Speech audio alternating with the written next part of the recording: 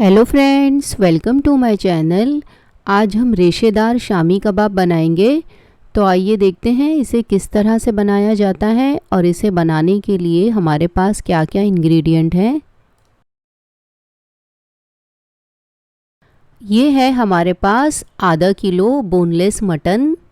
शामी कबाब बनाने में जो हम मटन का इस्तेमाल करेंगे उसके पीस हम इस तरह से बड़े बड़े रखेंगे, क्योंकि हमें मटन के रेशे निकालना है, इसलिए हम मटन के पीस इतने बड़े बड़े रखेंगे। मटन को अच्छी तरह से धोकर स्ट्रेनर में रख देंगे। और ये है थोड़ा सा कच्चा पपीता, इसे भी हम छोटे छोटे पीसेस में काटकर मटन में डाल देंगे। पपीते से गोश्त अच्छी तरह से गल भी जाएगा और इसके रेशे भी अलग हो जाते हैं। फिर हम हल्दी और नमक डाल देंगे। आधा ग्लास पानी डाल देंगे। पानी का इस्तेमाल ज़्यादा नहीं करेंगे क्योंकि मटन से भी पानी रिलीज़ होता है। अब हम सारी चीज़ों को अच्छी तरह से मिक्स कर लेंगे। पपीता जो है वो हम छिलके के साथ में ही डालेंगे। पपीता छिलके के साथ डालने से मटन जल्दी गल जाएगा। अब हम सारी चीज़ों को अच्छी तरह से मिक्स कर लेंगे और मटन को गलने तक पकने देंगे। और ये है भीगी हुई चने की दाल। इसे हम 3 से 4 घंटा भिगा देंगे या इसे हम रात भर भी भिगा सकते हैं। और ये है अदरक, लहसुन और हरी मिर्ची। हरी मिर्ची आप अपने टेस्ट के हिसाब से ले सकते हैं। अदरक का 2 इंच का टुकड़ा है। और ये है 1 मीडियम साइज़ की प्याज। प्याज को भी हम स्लाइस में कट करके डालेंगे। और ये है थोड़ी सी हरे धनिए की स्टेम्स, इससे भी बहुत अच्छा टेस्ट आता है कबाब में। और ये है हाफ़ टी स्पून जीरा। अब हम गरम मसाले ऐड करेंगे। ये है हमारे पास हरी इलायची और ये है कबाब चीनी। कबाब चीनी काली मिर्च से थोड़ी सी अलग होती है। कबाब चीनी के पीछे इस तरह से छोटी सी टेल लगी होती है। और ये है पीपली। 5 कबाब चीनी थी और 2 से 3 पीपली थी। पीपली से भी बहुत अच्छा टेस्ट आता है। और ये है एक छोटा टुकड़ा दालचीनी का। ये है बादियान, 4 से 5 लौंग और 8 से 10 काली मिर्च। इसमें हम 1 से 2 तेज़ पत्ते भी डाल सकते हैं। अब हम सारे गरम मसाले को डाल देंगे। हाफ़ टी स्पून हल्दी पाउडर भी ऐड कर देंगे और थोड़ा सा नमक डालेंगे और आधा ग्लास पानी डालकर चने की दाल को उबलने के लिए रख देंगे। जैसे कि आप यहाँ देख सकते हैं मटन हमारा अच्छी तरह से गल गया है। अब हम इसे बड़े बर्तन में ट्रांसफ़र कर लेंगे। ऐसा करने से मटन हमारा जल्दी ठंडा हो जाएगा। जैसे कि आप यहाँ देख सकते हैं मटन भी अच्छी तरह से गल गया है और मटन में ज़्यादा पानी भी नहीं है। आधा ग्लास पानी में मटन अच्छी तरह से गल जाता है और हमने जो पपैया डाला था वो भी अच्छी तरह से गोश्त के साथ मैश हो गया है। अब हम इसे अच्छी तरह से ठंडा होने देंगे। फिर हमें गोश्त के रेशे निकालना है। जितना भी पपीता है उसे हम गोश्त के साथ अच्छी तरह से मिक्स कर लेंगे और गोश्त को ठंडा होने देंगे। गोश्त हमारा अच्छी तरह से ठंडा हो गया है। अब हम गोश्त के रेशे निकाल लेंगे। पहले हम गोश्त के बड़े बड़े रेशे निकालेंगे क्योंकि बिल्कुल पतले पतले रेशे तो हाथ से नहीं निकलेंगे, इसलिए हम गोश्त को बड़े बड़े पीस में अलग अलग कर लेंगे। फिर जैसे कि आप यहाँ देख सकते हैं गोश्त के जब हम रेशे निकालते हैं तो बीच में इस तरह से चर्बी का कोई पीस आ जाता है। ये सारे चर्बी के पीसेस को हम अलग रखते जाएंगे क्योंकि ये पीसेस अगर गोश्त के साथ में रहेंगे तो हमारे रेशे अच्छे नहीं बनते हैं। अब हमने जो गोश्त के रेशे किए हैं वो बहुत बड़े बड़े हैं। इतने रेशे में जो हमारा रेशा कबाब है वो बिल्कुल भी अच्छा नहीं बनेगा और मुंह में हमें रेशे बिल्कुल भी फील नहीं होते हैं। अब हम ये सारे मटन के पीसेस को मिक्सर जार में डालेंगे और मिक्सर को ऑन ऑफ करके पीसते जाएंगे।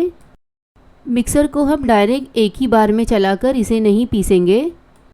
अगर हम डायरेक्ट पीसते हैं तो मटन बिल्कुल कीमे जैसा हो जाएगा, इसलिए हम मिक्सर को ऑन ऑफ कर ही पीसेंगे। जैसे कि आप यहाँ देख सकते हैं हमने मटन के पीसेस के अच्छी तरह से रेशे कर लिए हैं। रेशे हमें इतने पतले बनाना है। रेशे अगर पतले रहते हैं तो ही हमें कबाब में रेशा फील होता है। अब हम सारे रेशे को जिसमें हमने मटन को बॉईल किया था उसी में डाल देंगे। इसी तरह से हम सारे मटन के पीसेस के रेशे निकाल लेंगे। जैसे कि आप यहाँ देख सकते हैं हमने सारे मटन के पीसेस को रेशे में निकाल लिया है। अब अगर हमें कहीं भी बड़े बड़े पीस दिखते हैं मटन के तो हम उसके भी रेशे निकाल लेंगे हाथ से।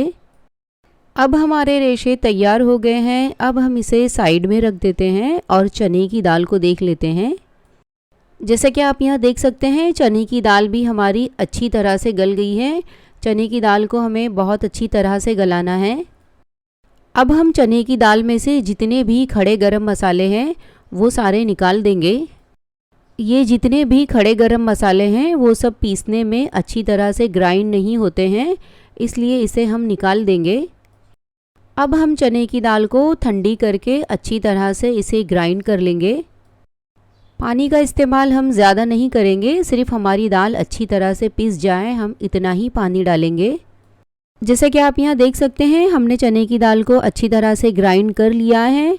अब हम सारा पेस्ट मटन के रेशे में डाल देंगे। जितनी दाल हमने पहले पीसे हैं उसे हम मटन के रेशे के साथ में पहले अच्छी तरह से मिक्स कर लेंगे। सारी दाल डालकर एक साथ नहीं पीसेंगे, उससे मिक्सिंग बराबर नहीं होती है, इसलिए हम थोड़ी थोड़ी दाल पीस कर डालते जाएंगे और उसे अच्छी तरह से मिक्स करते जाएंगे। दाल को हमने मटन के साथ अच्छी तरह से मिक्स कर लिया है। अब हम दाल का सेकंड वेज भी अच्छी तरह से ग्राइंड करके डाल देंगे और उसे भी रेशे के साथ अच्छी तरह से मिक्स कर लेंगे। दाल का इस्तेमाल हमें ज़्यादा नहीं करना है शामी कबाब में, सिर्फ हमारा मटन बाइंड हो जाए हम उतनी ही दाल डालेंगे। दाल ज़्यादा हो जाती है तो फिर मटन के रेशे मुंह में फील नहीं होते हैं, इसलिए हम दाल का कम इस्तेमाल करेंगे। नॉर्मल शामी कबाब में हम दाल ज़्यादा डाल सकते हैं, लेकिन इसमें हमें दाल ज़्यादा नहीं डालना है। जैसे कि आप यहाँ देख सकते हैं, कबाब हमारा अच्छी तरह से बाइंड हो रहा है। अब हम इसमें बारीक कटा हुआ हरा धनिया और बारीक कटा हुआ पुदीना ऐड कर देंगे। आधे नींबू का रस डालेंगे और सारी चीज़ों को अच्छी तरह से मिक्स कर लेंगे। सारी चीज़ों को अच्छी तरह से मिक्स करने के बाद इसे हम छोटे छोटे कबाब के शेप देते जाएंगे। इस तरह से हम बहुत ज़्यादा बड़े भी नहीं और बहुत ज़्यादा छोटे भी नहीं, मीडियम साइज़ के कबाब बना लेंगे। अब हम सारे कबाब को ब्रेड क्रम्ब में अच्छी तरह से कोट कर लेंगे। ब्रेड क्रम्ब को हमें कबाब के ऊपर अच्छी तरह से दबा दबा कर इसे कोट करना है।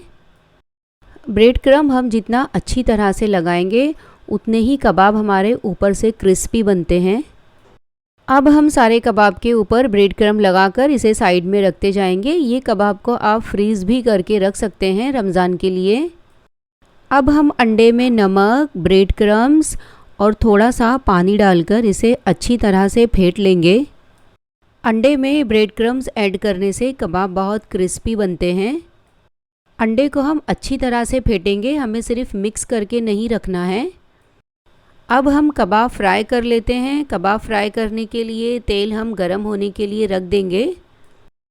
तेल को हमें हल्का गरम करना है, बहुत ज़्यादा गरम नहीं करेंगे। हल्के गरम तेल में हम कबाब को अंडे में डिप करते जाएंगे और तेल में डालते जाएंगे। जैसे कि आप यहाँ देख सकते हैं, हमने कबाब को कढ़ाई में डाल दिया है। गैस की फ्लेम हम मीडियम रखेंगे। कबाब की एक साइड ब्राउन होने देंगे, उससे पहले हम नहीं पलटेंगे। जैसे कि आप यहाँ देख सकते हैं, कबाब की एक साइड ब्राउन हो गई है। अब हम एक एक करके कबाब पलटते जाएंगे। इसी तरह से हम कबाब की दूसरी साइड भी ब्राउन होने देंगे। जैसे कि आप यहाँ देख सकते हैं, कबाब की दूसरी साइड भी अच्छी तरह से गोल्डन ब्राउन हो गई है। कबाब में हम इससे ज़्यादा ब्राउन कलर नहीं देंगे, क्योंकि कबाब अभी गर्म है। गर्म से निकालने के बाद भी उसमें थोड़ा सा कलर आता है। इसी तरह से हम कबाब का दूसरा बैच भी फ्राई कर लेंगे। इस तरह से हमारे रेशेदार शामी कबाब बनकर तैयार हो गए हैं। ये कबाब नॉर्मल कबाब से बहुत टेस्टी लगते हैं। अगर आप मटन के पीसेस को मिक्सर में डालकर अच्छी तरह से पीसकर इसके बारीक बारीक रेशे निकालेंगे तो आपको ये कबाब बहुत ही टेस्टी लगेंगे, क्योंकि हमारे मुंह में इसका रेशा फील होता है। एक कबाब मैं आपको काट कर बताती हूँ। इसमें इतने रेशे हैं कि ये कबाब जल्दी कट भी नहीं रहा है। ग्रीन चटनी और प्याज डाल के इसे आप पाव के साथ खाओ, ये कबाब बहुत ही टेस्टी लगता है। अगर आपको मेरी रेसिपी अच्छी लगी हो तो कमेंट करके मुझे ज़रूर बताना। मेरे चैनल को सब्सक्राइब करना और मेरे वीडियो को लाइक और शेयर करना।